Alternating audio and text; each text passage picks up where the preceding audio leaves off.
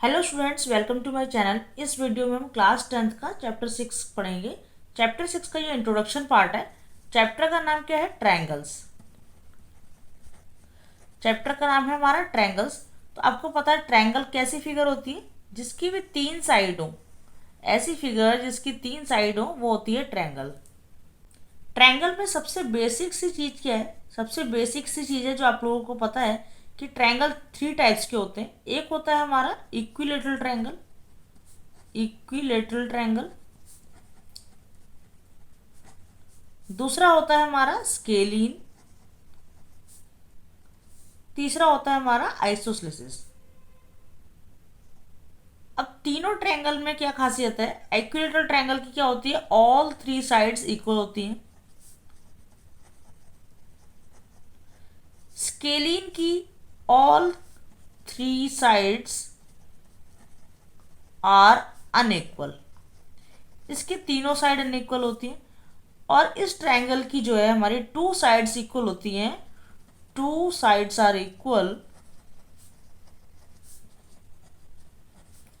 And 1 is unequal. तो ये तो है बहुत ही बेसिक सी जानकारी जो आप सभी को पता है। अब ये हो गया हमारा साइड्स के अकॉर्डिंग।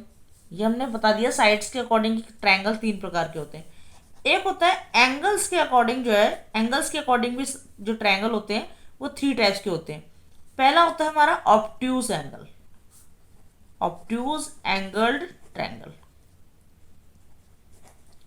दूसरा होता है हमारा एक्यूट एंगल्ड ट्रायंगल। और थर्ड होता है हमारा राइट एंगल्ड ट्रायंगल। ये मैं आपको बहुत ही बेसिक से जानकारी दे रही हूँ। आपको जो है बेसिक्स पता होने बहुत ज़रूरी है, नहीं तो आपको कॉन्सेप्ट जो है वो अच्छे से क्लियर नहीं होगा। देखो, ऑब्ट्यूज एंगल ट्रायंगल वो होता है जिसकी कोई भी एक साइड है ना 90 डिग्री से ज़्यादा हो जाए। जिसकी कोई भी एक साइड क्या हो 90 डिग्री से ज़्यादा हो। एक्यूट एंगल ट्रायंगल क्या होता है? जिसकी सभी साइड जो है वो 90 डिग्री से कम हो। 90 से अगर कम होगी तो वो क्या कहलाएगा? एक्यूट एंगल ट्रायंगल कहलाएगा। एब्टूज क्या हुआ? जब साइड जो है वो 90 से ज़्यादा हो। एक्यूट क्या हुआ? जो साइड जो है वो 90 से कम हो। और राइट एंगल में क्या होता है? साइड क्या हो 90 डिग्री के इक्वल हो। जो हमारी साइड हो वो 90 डिग्री के इक्वल हो। तो राइट ट्रायंगल कैसे बनता है? इस तरीके से बनता है। यहाँ पर ये जो है 90 डिग्री है। हमारा एक्यूट एंगल कुछ इस तरीके का बन के आएगा और ऑब्ट्यूज एंगल कुछ इस तरीके का बन के आएगा। ये मैंने तीनों टाइप के ट्रायंगल बना दिए हैं छोटे छोटे से आपको समझाने के लिए। ये बहुत ही बेसिक सी जानकारी है। आगे बढ़ते हैं जो हमारे इस चैप्टर में अब यूज़ होने वाला है। तो ट्रायंगल को ना हम किस तरह से सिमिलर प्रूव कर सकते हैं। यहाँ पर हमें सिमिलैरिटी क्राइटेरिया पढ़ना है। सिमिलर ट्रायंगल क्या होते हैं? हम पढ़ रहे हैं सिमिलर ट्रायंगल क्या होते हैं। सिमिलर ट्रायंगल वो ट्रायंगल होते हैं जिनका जो है शेप क्या हो? सेम हो। सबसे पहला जो हमारा सिमिलर ट्रायंगल में हम देखते हैं, सबसे फर्स्ट चीज़ जो हम सिमिलर ट्रायंगल में वो देखते हैं वो क्या होनी चाहिए कि जो शेप है वो सेम होनी चाहिए। दूसरा, साइज सेम भी हो सकता है एंड डिफरेंट भी हो सकता है। तो ये है हमारा सिमिलर ट्रायंगल को पहचानने का तरीका। अब शेप सेम का क्या मतलब है कि शेप जो है वो ये से ही मैंने सर्कल बना दिया।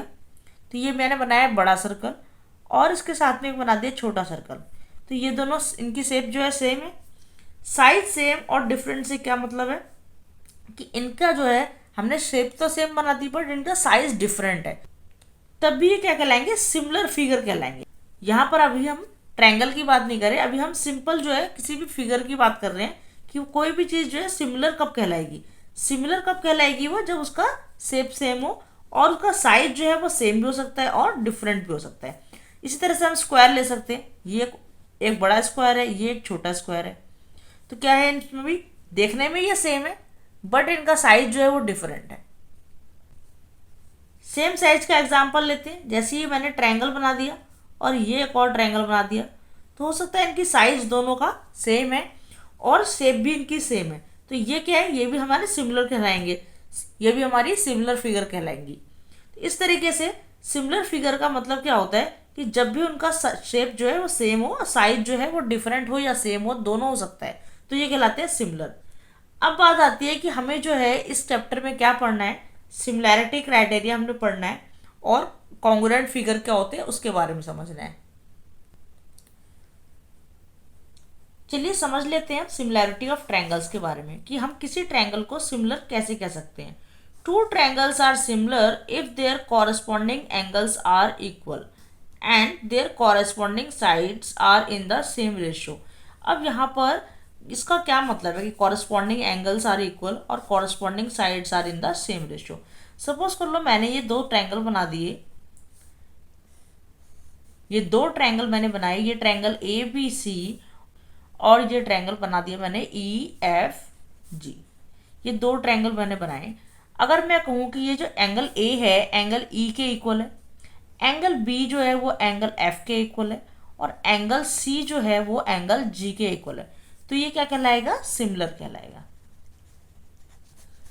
अब यहाँ पर एक चीज और बोली है कि सिमिलर किस तरह से प्रूव हो सकता है, अगर उसकी कॉरस्पॉन्डिंग साइड्स है ना उनका रेशियो भी सेम हो।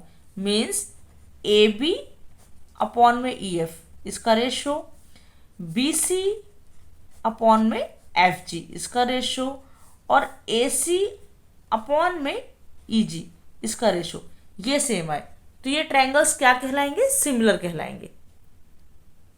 अब ये रेशियो जो है, ये रेशियो किस तरह से इक्वल आएगा, एंगल्स को तो आपको समझ में आता होगा। जैसे मान लो यहाँ पे 60 ले लिया, यहाँ पे 80 ले लिया, इस तरह से यहाँ पर जो थर्ड साइड ले ली हमने, उनको इक्वल कर दिया। रेशियो किस तरीके से सेम आएंगे, सपोज करो ये 2 है, ये हमारा 3 है और ये 4 है, तो यहाँ पर मैंने 2 का ही डबल कर देते हैं। यहाँ पर मैंने ए बी सी और ई एफ जी की साइड्स को लिख दिया, ये समझने के लिए कि रेशियो किस तरीके से सेम आएगा। जैसे ए बी अपॉन में ई एफ है तो ए बी कितना है हमारा 2 और ई एफ कितना है हमारा 4, इसको कैंसिल आउट करेंगे तो क्या आता है 1/2। अब बी सी अपॉन में एफ जी है, बी सी हमारा 3 है और एफ जी कितना है 6 है, इसको कैंसिल आउट करेंगे तो भी 1/2 आएगा। देन ए सी अपॉन में ई जी, इसका कैंसिल आउट करते हैं हम तो भी हमारा क्या आता है 1/2। तो यहाँ से हमें दिख रहा है ना कि ये रेशियो जो है सेम आ रही है, तो इस तरीके से ये क्या है, सेम रेशियो में आ रहे हैं, तो ये क्या हो गए, सिमिलर हो गए दोनों ट्रायंगल्स। अच्छा, सिमिलैरिटी को लिखने के लिए हम किस तरीके से लिखते हैं, लिखेंगे triangle A B C similar to triangle E F G. अब हमें यहाँ पर ध्यान ये रखना है कि हमने यहाँ पर ए बी सी लिख लिया, तो ऐसा नहीं है कि हम यहाँ पर ई जी एफ ऐसे लिखेंगे। यहाँ से हमारा जो है शो होना चाहिए कि जो हमने साइड्स लिए हैं वो बिल्कुल प्रोपोर्शनल में लिए हैं। देखो जैसे यहाँ पर ए बी है तो ये बी हो गया, यहाँ से हमने ई एफ लिख दिया। उसके बाद ये दोनों बी सी है, यहाँ पर बी सी आ गया और ये एफ जी है तो इसके नीचे एफ जी लिख दिया। देन ए सी को लिया और ई जी को लिया। तो इस तरीके से हमको जो है इसको लिखना होता है, यहाँ पर लिखने में मिस्टेक हमें बिल्कुल भी नहीं करनी है। देन आ जाते हैं अब कॉन्ग्रुएंसी के बारे में थोड़ा सा समझ लेते हैं। कॉन्ग्रुएंसी क्या होती है, इस कॉन्सेप्ट को आपने 9th क्लास में अच्छे से पढ़ा होगा, फिर भी हम यहाँ पर इसको एक बार समझेंगे। Two triangles are congruent if their corresponding angles are equal. दो ट्रायंगल कॉन्ग्रुएंट होते हैं अगर उनके कॉरस्पॉन्डिंग एंगल्स जो है वो इक्वल हो। कैसे कॉरस्पॉन्डिंग एंगल इक्वल हो, जैसे मैंने यहाँ पर आपको बताया कि ये ट्रायंगल सपोज करो ए बी सी है और ये पी क्यू आर है, इसके ए जो है एंगल पी के इक्वल हो, एंगल बी एंगल क्यू के इक्वल हो और एंगल सी जो है वो एंगल आर के इक्वल हो, तो ये क्या होगा, हमारा कॉरस्पॉन्डिंग एंगल्स इक्वल हो गए तो क्या हो सकते हैं, ये कॉन्ग्रुएंट हो सकते हैं। एंगल है यहाँ पर एंगल पी के इक्वल है,